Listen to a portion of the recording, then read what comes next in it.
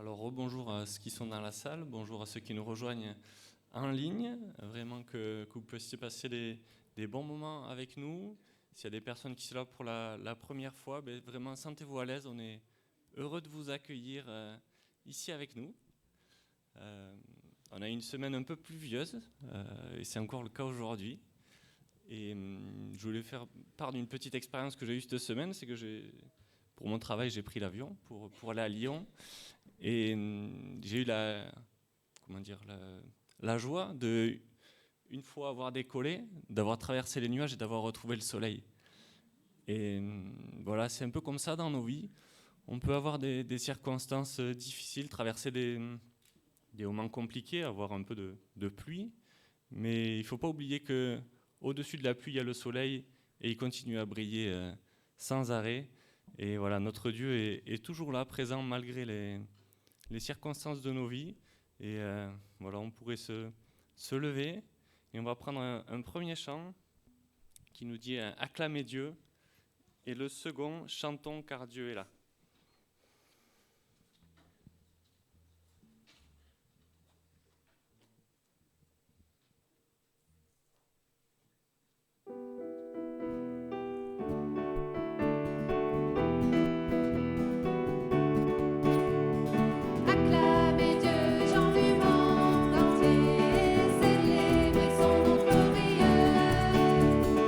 Honorez-le par vos louanges.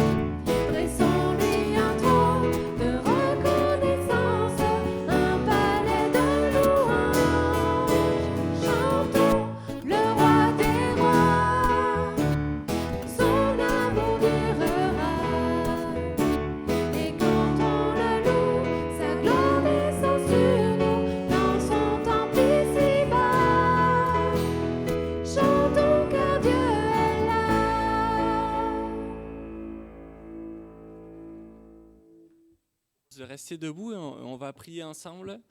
Merci notre Père parce que tu es là, tu es présent au milieu de nous. Merci pour cette opportunité que tu nous donnes de venir te louer, t'adorer en ce jour. Merci pour ton Fils Jésus venu sur la terre pour nous sauver de nos péchés. On veut vraiment te louer, te remercier pour tout ce que tu as fait pour nous. Au nom de Jésus. Amen. Alors je vous propose à tous les adultes de vous asseoir. Et les enfants, si vous pouvez rester debout, j'ai une petite question pour vous. Comme ça, je vous vois mieux si vous êtes debout. Alors, est-ce qu'il y en a qui ont été à l'école jeudi ? Est-ce que vous vous rappelez ? Oui ou non ? Qui c'est qui a été à l'école jeudi ? Non ? Personne ? Est-ce que vous savez pourquoi vous n'avez pas été à l'école jeudi ? C'était un jour férié, exactement. Est-ce que tu sais pourquoi il était férié ce jour-là ? Ou comment il s'appelait ce jour-là ? L'Ascension. Ouais, super. Est-ce que vous savez qu'est-ce que c'est l'Ascension ? Non ? Ça vous fait penser à quoi, Ascension ? À monter ? Quand on fait l'ascension d'une montagne, c'est qu'on monte ? Ouais. Alors l'Ascension, en fait, ce jour était férié pour se rappeler que Jésus est monté au ciel. Voilà, vous pouvez vous asseoir et je vais vous lire le passage qui parle de ça. On le trouve dans Luc au chapitre 24 et au verset 44. Puis il leur dit, c'est là ce que je vous disais lorsque j'étais encore avec vous, qu'il fallait que s'accomplisse tout ce qui est écrit de moi dans la loi de Moïse, dans les prophètes et dans les psaumes. Alors il leur ouvrit l'esprit afin qu'ils comprennent les Écritures. Il leur dit, ainsi, il est écrit que le Christ devait souffrir et qu'il ressusciterait des morts le 3e jour, et que la repentance et le pardon des péchés seraient prêchés en son nom à toutes les nations, à commencer par Jérusalem. Vous êtes témoins de ces choses. Et voici, j'enverrai sur vous ce que mon Père a promis, mais vous restez dans la ville jusqu'à ce que vous soyez revêtus de la puissance d'en haut. Il les conduisit jusque vers Béthanie, et ayant levé les mains, il les bénit. Et voilà, c'est le passage où on parle vraiment de Jésus qui va monter au ciel, c'est ces versets-là. Pendant qu'il les bénissait, il se sépara d'eux et fut enlevé au ciel. Pour eux, après l'avoir adoré, ils retournèrent à Jérusalem avec une grande joie, et ils étaient continuellement dans le temple, louant et bénissant Dieu. Alors je vous propose qu'on prenne quelques chants maintenant qui nous parlent de Jésus qui est élevé, qui est bien vivant, qui a été ressuscité. Et voilà, donc on peut se relever. Et on a 3 chants. Il y a Lumière du monde, à l'agneau sur son trône, et il est exalté.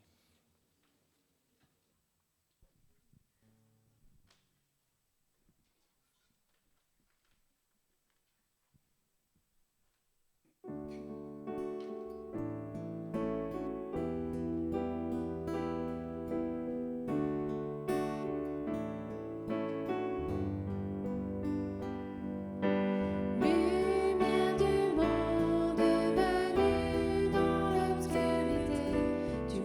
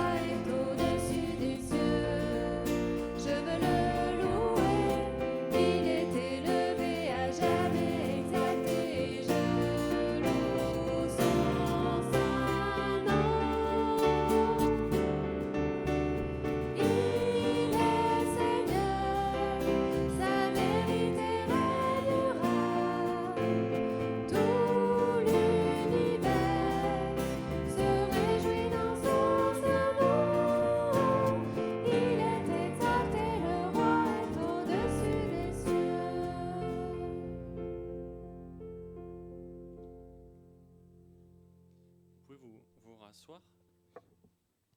Il nous reste encore un chant et une petite vidéo, un suivant pour les enfants. Beaucoup de cadeaux aujourd'hui. Le dernier chant que j'ai choisi, c'est Nous croyons. En fait, c'est un peu c'est un petit résumé de ce qu'est un chrétien, de ce que croit un chrétien. Et voilà, vous allez voir en quelques mots, on peut redéclarer ce que l'on croit.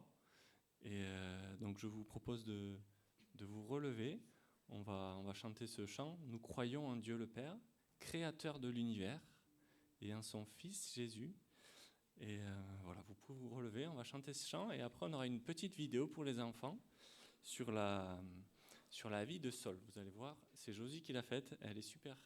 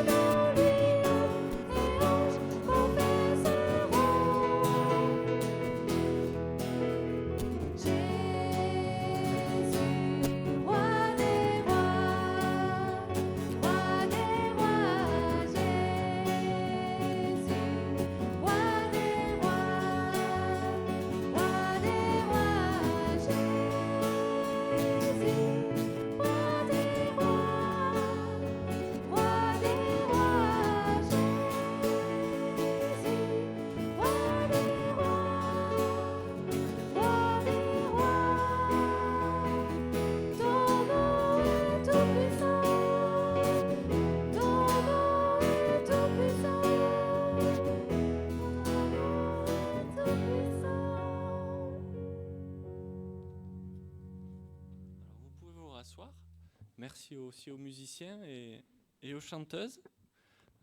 Donc voilà, comme je vous le disais, on va voir une petite vidéo et puis après les enfants vont pouvoir monter dans vos classes.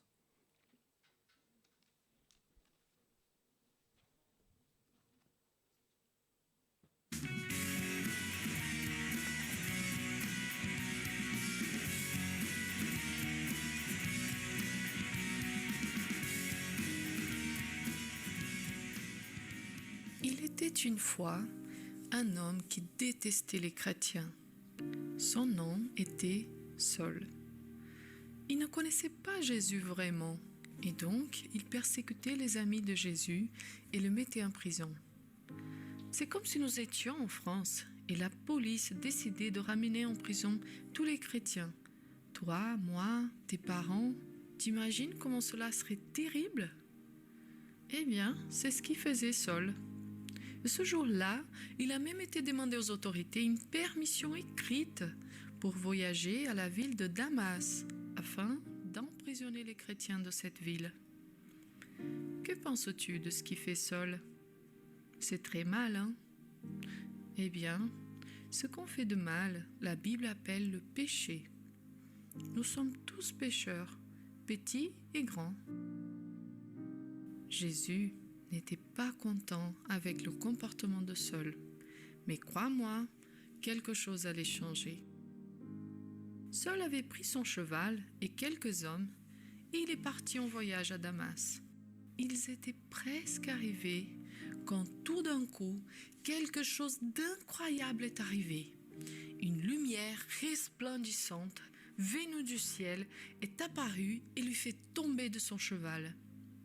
Saul et ses compagnons étaient effrayés et Saul a entendu une voix qui disait « Saul, Saul, pourquoi tu me persécutes ?»« Qui es-tu » demanda Saul.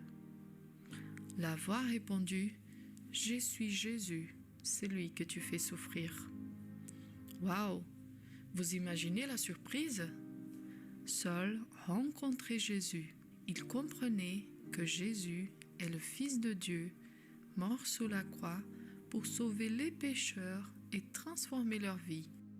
Jésus aimait tellement Saul qu'il est allé le chercher malgré son péché. Tu sais, même si tu ne fais pas de choses horribles comme Saul, tu fais sûrement des choses qui déplaisent à Dieu. Mais Jésus t'aime et il t'appelle tous les jours, comme il a fait avec Saul. Que réponds-tu?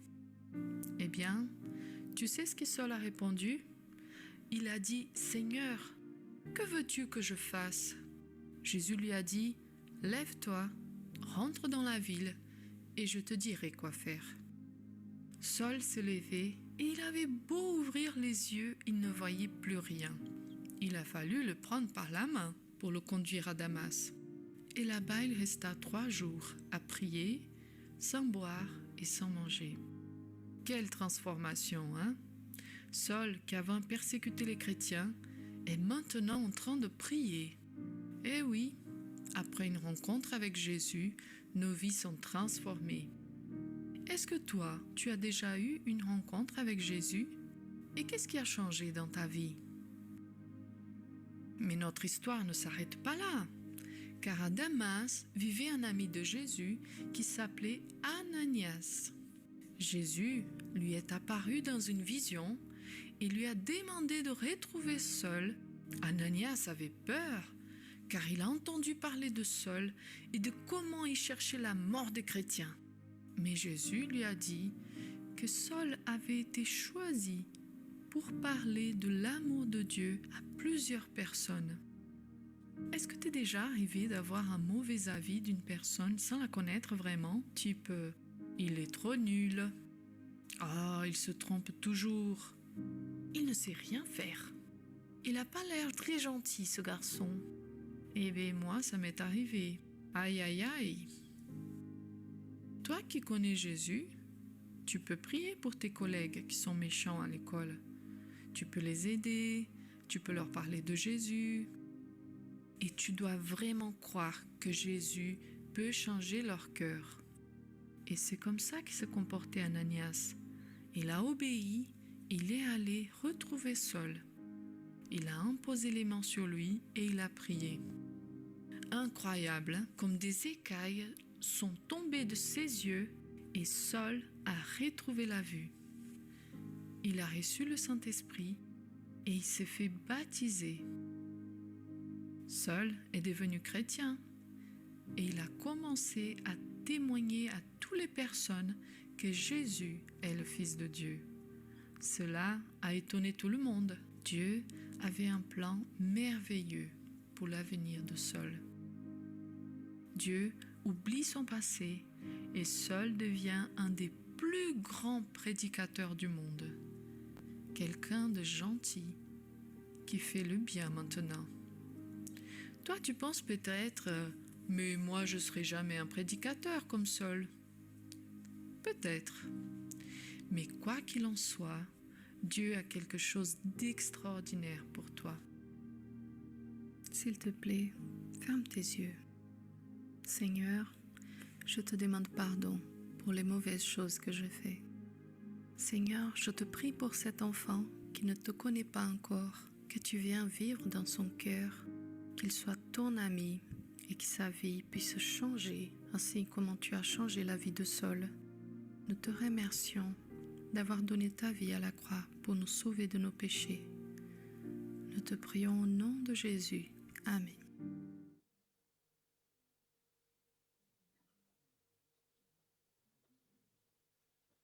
Voilà pour la vidéo. Donc maintenant, les enfants, vous pouvez monter dans vos classes, les petits et les moyens. Et on va écouter le message de la part de Alain.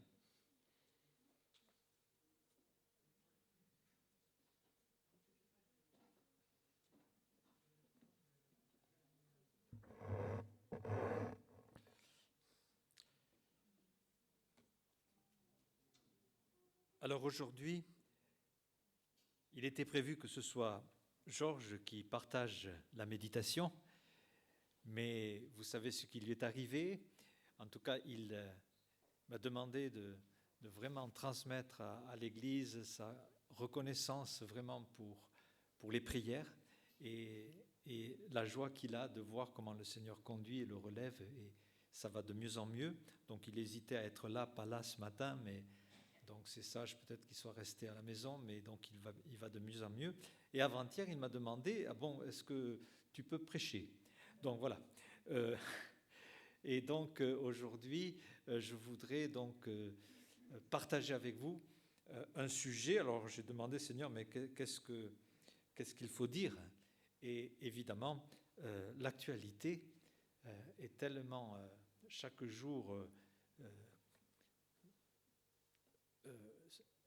regarde chaque jour donc un point précis du globe qui s'appelle Israël.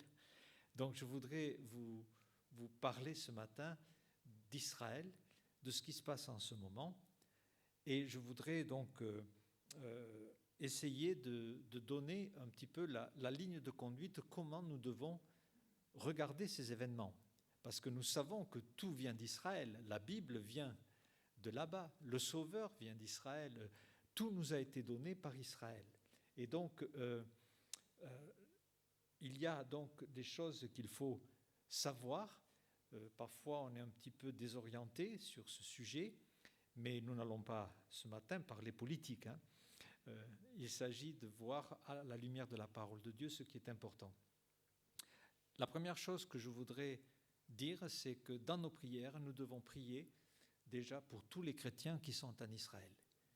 Et il y a des chrétiens qui essaient de témoigner, d'apporter justement l'évangile, et parce qu'ils ont vu, ils ont reconnu que le Messie, alors Messie c'est le mot hébreu, Christ c'est le mot grec, donc le Messie vraiment est venu, il est venu souffrir, donner sa vie, et il reviendra régner sur Jérusalem. Beaucoup de textes nous le montrent, on n'a pas le temps de faire une étude complète sur cela. Mais prions pour tous les chrétiens. Et il y a aussi en ce moment, il faut le savoir, des Palestiniens qui sont évangéliques. Il existe une église baptiste à Gaza qui est dans une grande souffrance. Et d'ailleurs, il y avait eu, je recherche son nom, Rami Yaad, qui avait 31 ans, en 2011, a été capturé, torturé et a perdu la vie à Gaza parce qu'il était chrétien. Et donc, c'était un moment très difficile. Il était responsable d'une librairie chrétienne. Et le magazine Le Point avait fait un très grand article à ce sujet. Donc, il y a de la souffrance à Gaza parmi les Palestiniens, et il y a beaucoup de Palestiniens qui sont coincés et qui sont aussi en souffrance. Donc nous devons avoir une vue assez complète de ce qui se passe là-bas. Mais ce que nous devons savoir aussi, c'est que Israël, en tant que nation, est une nation absolument unique. D'ailleurs, il n'y a pas deux nations comme elle, qui est pourtant toute petite. Et la superficie d'Israël, sans la Cisjordanie, c'est 22 000 kilomètres carrés. alors que les pays limitrophes, c'est de plus de 1 300 000 km². Donc vous voyez la disproportion, hein, et c'est pareil aussi pour le nombre d'habitants. 135 millions d'Arabes pour 9 millions de Juifs. Mais pourquoi Israël existe? Qu'est-ce que Dieu a voulu quand il a créé Israël? Et c'est bien de revenir aux sources à ce sujet. Nous avons dans Deutéronome 7, verset 6, il est écrit, donc c'est l'Ancien Testament, la première partie de la Bible, il est écrit ceci: « Tu es un peuple saint pour l'Éternel, ton Dieu. L'Éternel, ton Dieu, t'a choisi pour que tu sois un peuple qui lui appartienne entre tous les peuples qui sont sur la surface de la terre. » Alors si on regarde juste cette phrase, nous qui ne sommes pas du peuple d'Israël, on se dit déjà, mais pourquoi Dieu parle ainsi? C'est complètement injuste. Dieu choisit une nation parmi toutes les nations qui lui appartiennent. Et les nations pourraient dire, et nous alors? On n'existe pas. Où sommes-nous dans ce plan?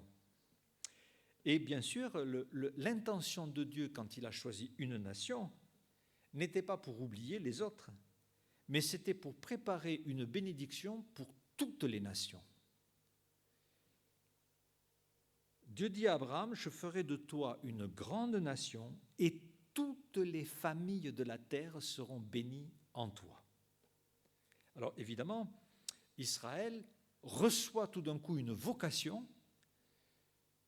Tu es un peuple saint. Saint, ça veut dire séparé, pas comme les autres. Tu es à part pour devenir mon instrument, pour que je communique à l'humanité tout ce que je veux lui apporter.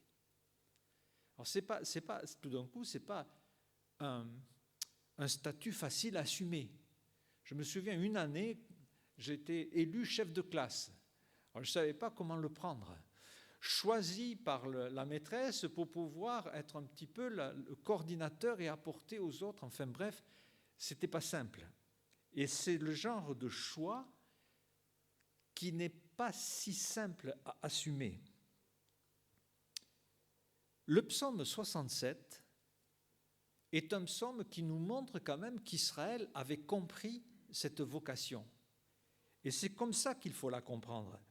Quand on lit ce psaume, et on va le lire, « Tu es un peuple saint pour l'Éternel, l'Éternel ton Dieu t'a choisi » psaume 67, « Au chef des chantres avec instrument à cordes, psaume, que Dieu ait pitié de nous, qu'il nous bénisse, qu'il fasse luire sur nous sa face, afin que l'on connaisse sur la terre ta voie et parmi toutes les nations ton salut. Les peuples te louent, ô Dieu, tous les peuples te louent. Les nations se réjouissent et sont dans l'allégresse. Car tu juges les peuples avec droiture et tu conduis les nations sur la terre. Les peuples te louent, ô Dieu, tous les peuples te louent. La terre donne ses produits, Dieu notre Dieu nous bénit. Et toutes les extrémités de la terre te craignent. » Voici en résumé tout le plan de Dieu vis-à-vis d'Israël. Tu fais luire sur nous ta face afin que nous puissions être une bénédiction pour tous les peuples de la terre. Alors il est évident qu'en ce moment, les nations ne se réjouissent pas. Et jamais les nations se sont vraiment réjouies de ce que Dieu ait choisi un peuple. Mais c'est le plan final de Dieu. Dieu, un jour, a l'intention, au travers de cette nation, de répandre sa gloire et toute sa grâce à toutes les nations. Et la vocation de ce peuple, c'est « Fais luire sur nous ta face, afin que sur toute la terre on connaisse tes voies. » Il y a eu un tel impact avec ce psaume pour les Juifs qu'ils ont écrit ce psaume sous la forme d'un chandelier. Donc je voudrais vous montrer une photo d'un chandelier. C'est le psaume 67. Un luminaire. Et le but de Dieu, c'était que le peuple de Dieu, Israël, soit un luminaire. Alors, ce qui est vrai pour Israël, c'est vrai pour nous aujourd'hui, chrétiens. Au fond, La Bible dit, nous sommes des enfants de lumière, hein, et nous devons briller. Hein. Vous connaissez Philippiens 2,14. Nous devons être irréprochables et purs, des enfants irrépréhensibles au milieu d'une génération perverse et corrompue, parmi laquelle vous brillez. Et quand un chrétien brille, quand il est irrépréhensible, quand il marche dans la lumière, c'est cela être saint, c'est-à-dire séparé, à part, au milieu d'une génération corrompue. Et souvent, le chrétien, dans son école, dans son usine, dans son lieu de travail, il est le seul luminaire. Si Dieu brille sur lui, les autres peuvent le voir et être attirés. Et moi-même, la première fois que j'ai croisé des chrétiens, leur comportement m'a attiré et j'ai eu à cœur de connaître le Dieu qu'ils connaissaient. Alors, être saint, être à part, être choisi, mais quelle responsabilité tout d'un coup. D'ailleurs, Nombre 23, 9 nous dit, nous revenons sur Israël, c'est un peuple qui a sa demeure à part et qui ne fait pas partie des nations. Alors, vous êtes tellement à part, vous ne serez jamais comme les autres.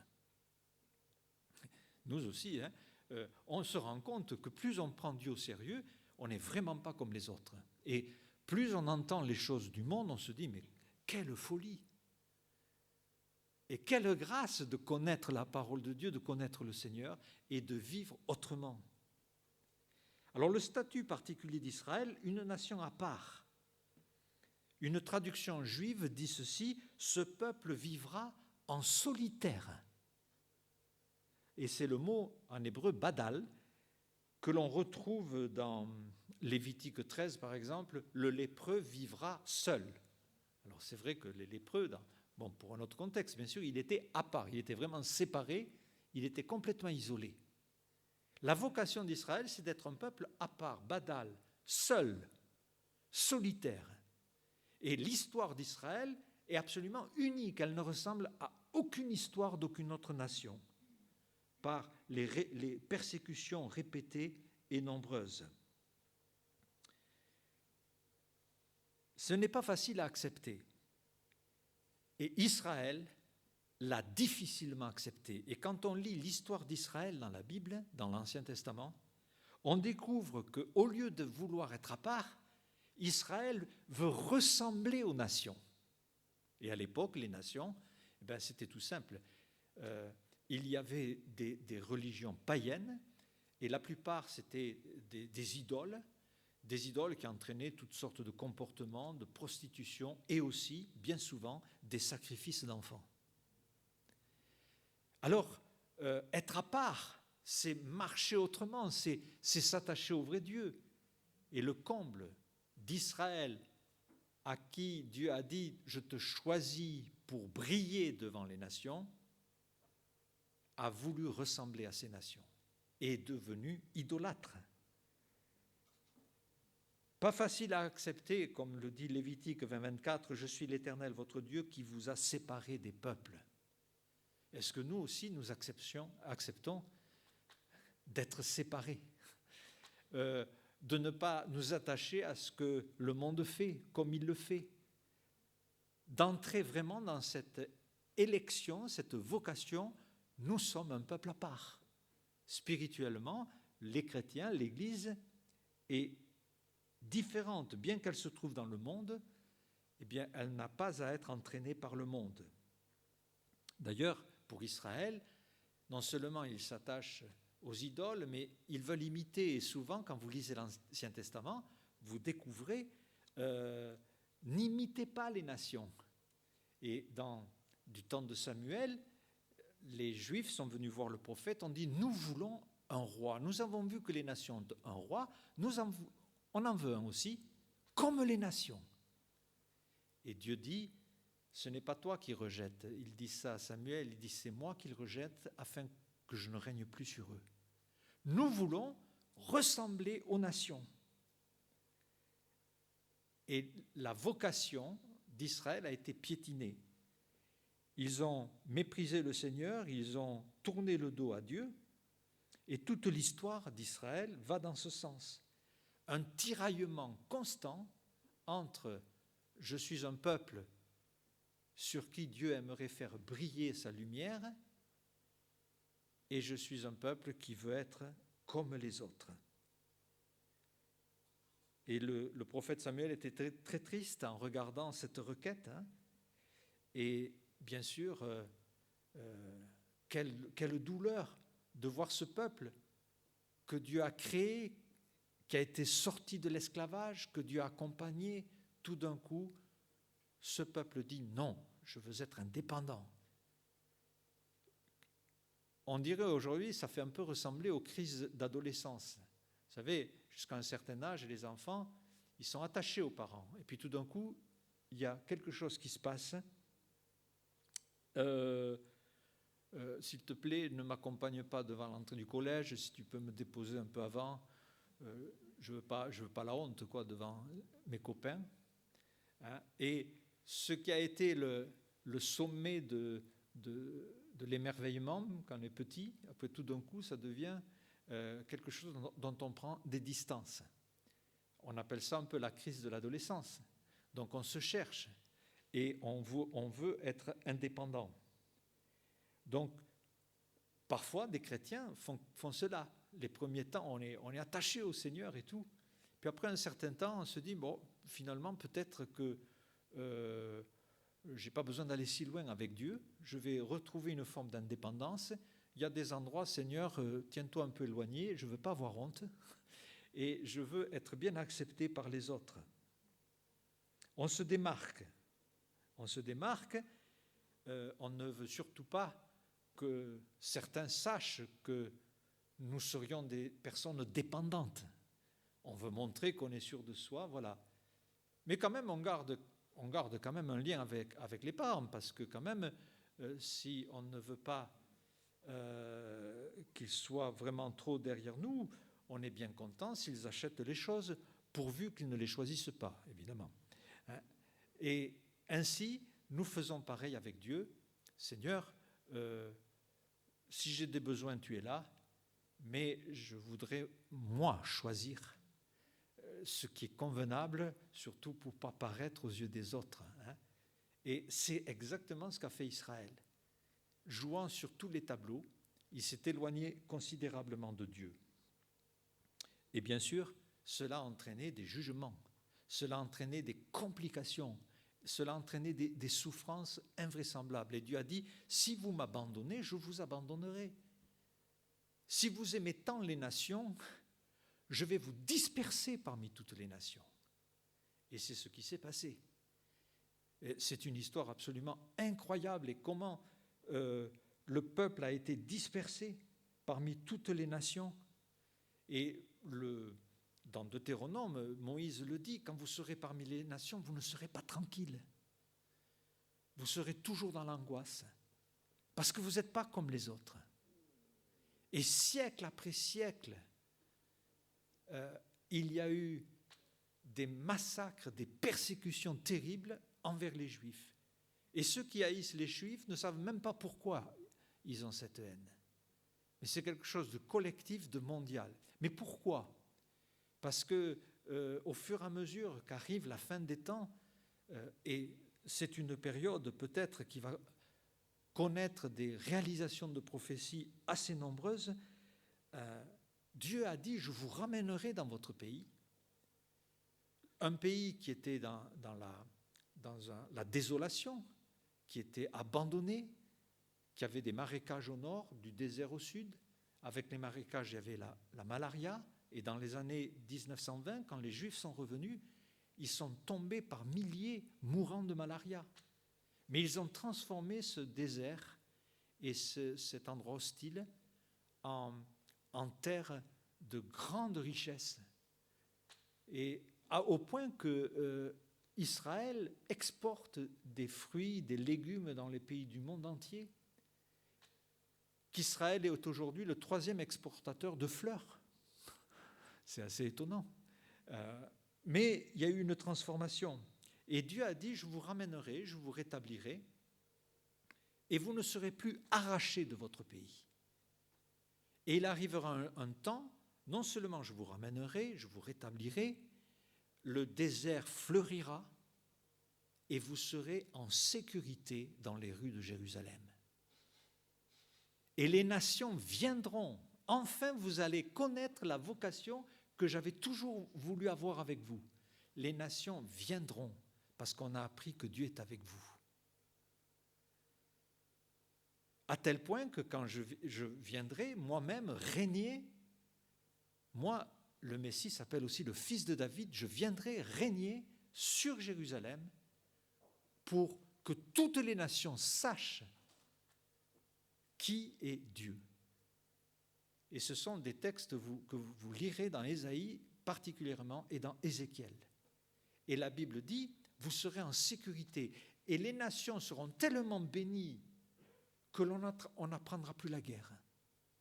Au lieu de fabriquer des armes, on fabriquera des outils pour cultiver la terre.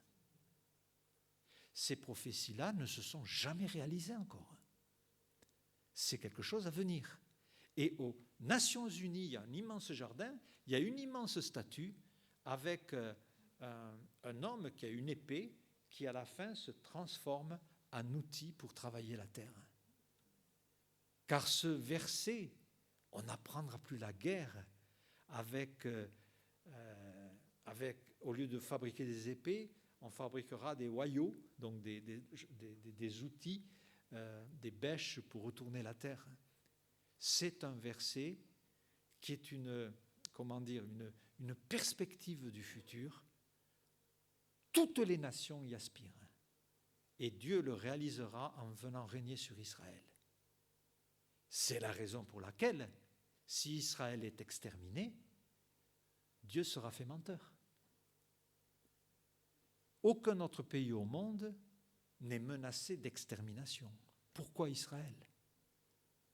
Pourquoi des pays veulent absolument qu'Israël disparaisse ? Et c'est la situation d'aujourd'hui. Quand Israël est né, nous lisons, on va lire d'abord Ézéchiel 28, 25, 26. Ainsi parle le Seigneur l'Éternel. Quand je rassemblerai la maison d'Israël entre les peuples parmi lesquels ils seront dispersés, et que je serai sanctifié en eux aux yeux des nations, alors ils habiteront sur leur terre que j'ai donnée à mon serviteur Jacob. Pas n'importe quelle terre, celle qui avait été donnée à Jacob. Parce que avant qu'Israël naisse en 48, les Juifs et ceux qui ont créé le sionisme disaient « On est prêt à aller n'importe où, pourvu qu'on ait une terre pour nous et qu'on vive tranquille. » Et ils ont failli s'installer en Argentine. C'était dans les projets. Tellement ils étaient désespérés après tant de massacres en Russie au début du XXe siècle. Mais c'est la terre qui a été donnée à Jacob. Ils y habiteront en sécurité, chose qui n'est pas encore réalisée. Ils bâtiront des maisons, ils planteront des vignes, quand j'aurai exécuté aussi des jugements sur tous ceux qui les méprisent. Et c'est là où nous en sommes aujourd'hui. Pourquoi un tel mépris ? Mais le mépris n'est pas... On pourrait entrer dans les choses politiques ou terre à terre, mais le mépris est beaucoup plus profond. Il existait même avant 1948. Le grand mufti de Jérusalem avait fait alliance avec Hitler pour l'aider à exterminer tous les Juifs. Là, il n'y avait pas encore de problème de frontières ou de colons. Le mépris, il est profond.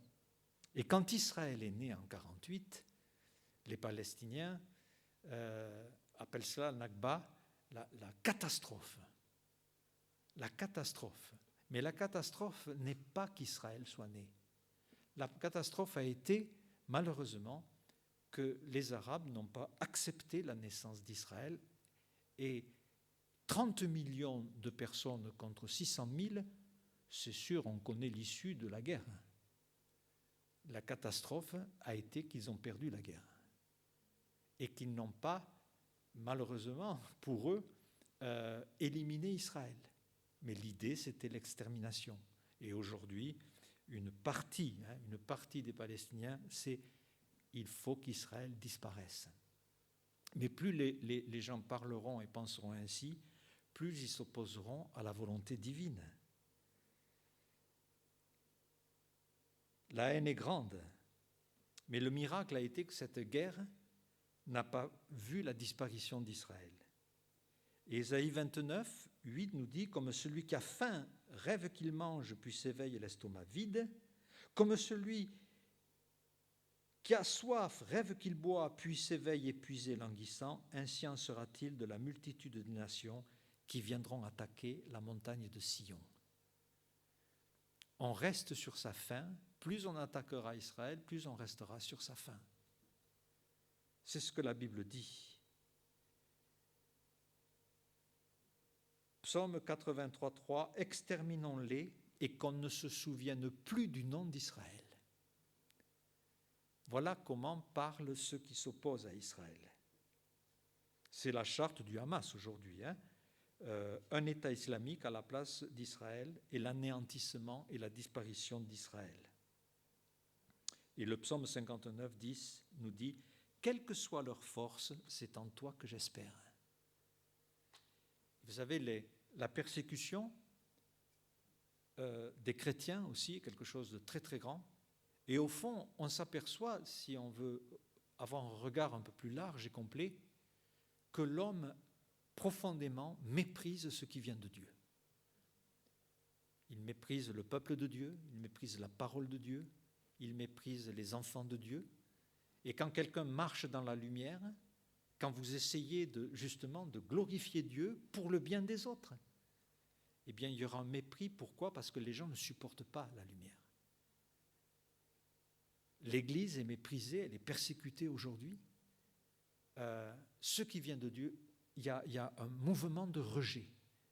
Et c'est cela que nous apprend l'histoire d'Israël. Mais ça nous apprend aussi d'autres choses. Il est écrit dans Romains 8, 31, « Que dirons-nous donc à l'égard de ces choses ? Si Dieu est pour nous, qui sera contre nous ?» Et c'est vrai qu'on a vu qu'Israël est un tout petit pays et il vit dans la crainte aujourd'hui qu'il y ait une guerre de tous les pays autour. Mais qui va gagner ? Alors on se souvient de David et Goliath. Mais pour nous aussi, parfois nous disons, mais notre cause est désespérée. Mais quand on regarde un Corinthiens 1, 26, considérez que parmi vous, il n'y a pas des puissants, il n'y a pas des nobles. Voilà, Dieu a choisi les choses faibles pour confondre les fortes. Dieu a choisi les choses qu'on méprise, celles qui ne sont point pour réduire à néant celles qui sont. Quel encouragement pour nous aussi. Nous vivons aussi dans des situations où on ne nous donne pas d'espace. Vous, petits enfants, vous êtes de Dieu et vous les avez vaincus parce que celui qui est en vous est plus grand que celui qui est dans le monde. Mais il y a encore une leçon absolument merveilleuse vis-à-vis d'Israël, car Dieu n'en a pas fini avec Israël. Malgré tout ce qui s'est passé, et le point culminant, c'est que Christ est venu chez les siens et les siens ne l'ont pas reçu. Et nous verrons la semaine prochaine, à l'occasion de Pentecôte, comment Israël a été humilié et définitivement mis de côté pendant le temps de l'Église. Vraiment humilié de façon assez surprenante. Mais un jour, l'Église partira. Et cet Israël qui est né va encore avoir une rencontre avec son Dieu, le découvrir et devenir la nation qui va évangéliser toutes les autres nations et glorifier Dieu. Parce que la Bible le dit, parce qu'il y a des prophéties qui vont s'accomplir et qui ne sont pas accomplies, mais surtout, il y a un point commun entre l'Église et Israël, c'est que dans les deux cas, quand Dieu fait une alliance ou un pacte, c'est quelque chose d'absolument merveilleux et profond. Vis-à-vis d'Israël, certains disent, non, Israël c'est fini, depuis 2000 ans, on passe à autre chose. Et cette semaine, j'ai parlé avec des chrétiens qui disaient, mais non, c'est terminé, Israël n'existe plus, voilà, l'Église l'a remplacé, il n'y a plus rien à dire. Mais ce peuple, en tant que nation, parce qu'en tant qu'individu, juif ou non juif, on a besoin d'accepter Christ comme sauveur. Mais en tant que nation, Israël va à nouveau entrer dans le plan de Dieu, de plus en plus. Et c'est pour cela que ça réveille tant d'opposition. Et Jérémie 31-35 nous dit, ainsi parle l'Éternel qui a fait le soleil pour éclairer le jour, qui a destiné la lune et les étoiles pour éclairer la nuit. Il est écrit un peu plus loin, si ces lois viennent à cesser devant moi, alors la race d'Israël aussi cessera pour toujours d'être une nation devant moi. C'est-à-dire que la fin d'Israël doit correspondre à la fin du soleil qui se lève. Mais tant que le soleil se lève, le plan de Dieu pour Israël continue et la nation d'Israël ne disparaîtra pas tant que le soleil ou la lune continue à éclairer le jour et la nuit.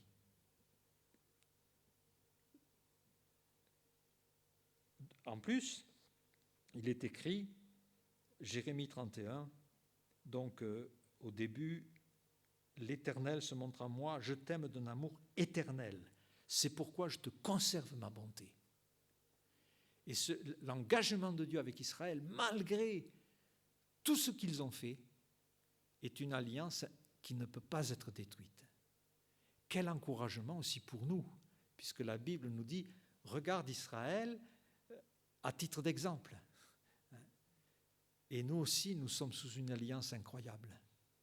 Nous ne méritons pas l'amour de Dieu. Et malgré nos écarts, malgré nos idolâtries, malgré nos caprices, malgré notre désir d'indépendance, Dieu nous conserve sa bonté.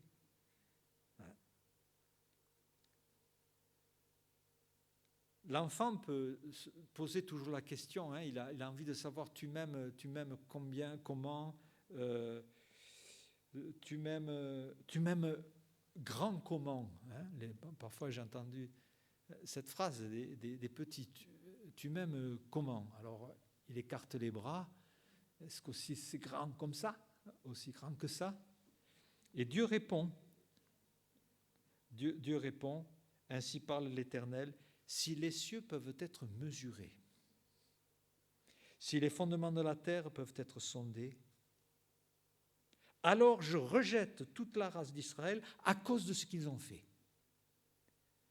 Je rejette Israël si quelqu'un peut me dire combien mesure l'espace. Mais tant que vous ne pouvez pas mesurer l'espace, je suis engagé avec ce peuple. Et c'est pour ça que je crois qu'Israël continue à être dans le plan de Dieu. Et c'est à moi à regarder de près l'Écriture, à la sonder pour voir quel est ce plan. Pour nous aussi, l'amour de Dieu est un amour qu'on ne trouvera jamais ailleurs. Romains 8, 35-39, qui nous séparera de l'amour de Dieu? Est-ce que ce sera la tribulation, l'angoisse, la persécution, la faim, la nudité, le péril, l'épée? Selon ce qu'il est écrit, c'est à cause de moi qu'on nous met à mort tout le jour, qu'on nous regarde comme des brebis destinées à la boucherie.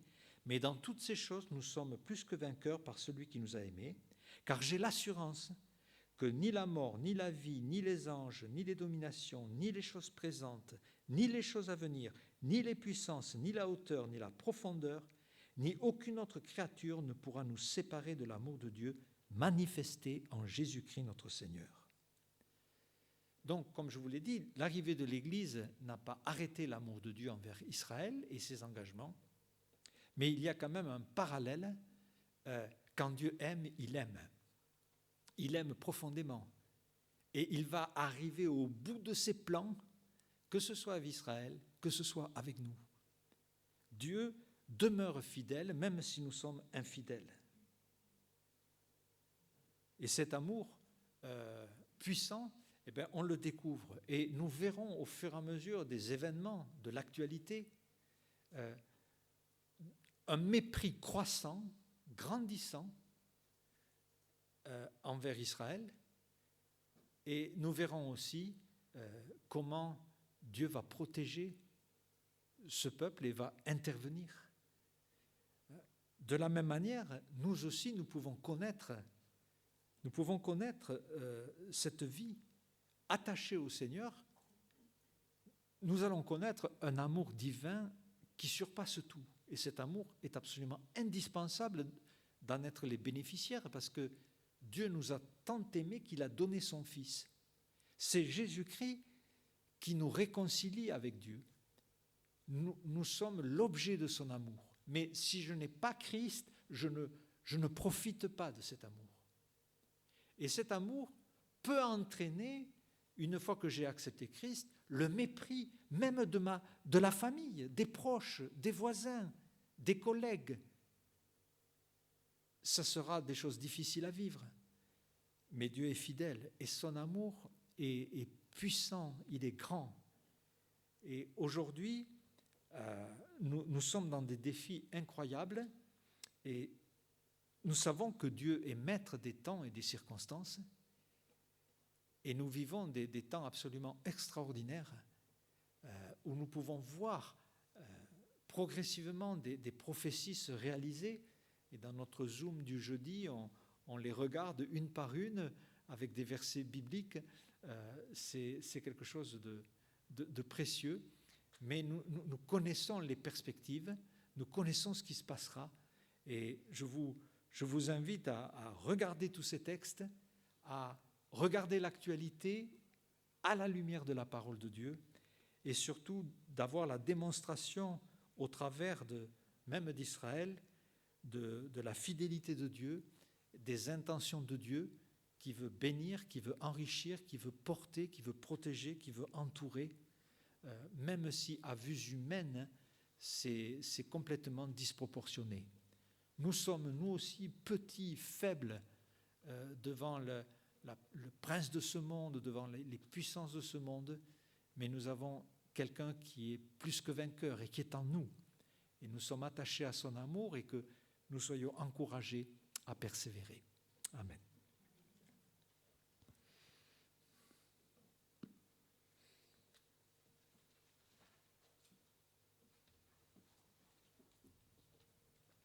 Merci Alain pour le message. Je pensais à un chant pour conclure ce temps. C'est l'amour de Dieu, de loin surpasse ce que peut dire un cœur humain. Il est plus grand que les espaces, même en l'abîme il nous atteint. Pour le péché de notre monde, Dieu nous donna Jésus, il nous pardonne, aux paix profondes, il sauve les perdus. L'amour de Dieu, si fort, si tendre, est un amour sans fin. Tel est le chant que font entendre les anges et les saints. Si vous voulez vous lever, on peut prendre ce chant. Je ne sais pas si vous le connaissez.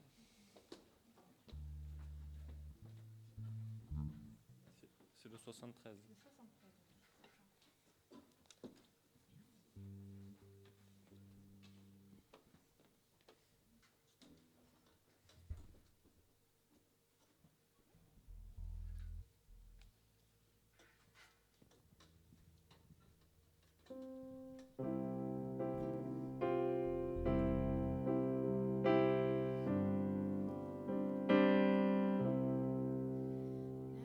L'amour de Dieu de loin surpasse ce qu'en peut dire un cœur humain. Il est plus grand que les espaces, même en l'abîme il nous atteint.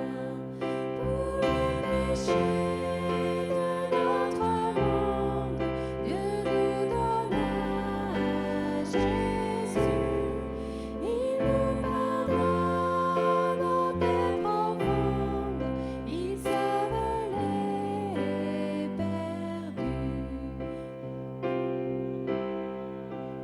L'amour de Dieu, si fort, si tendre, est un amour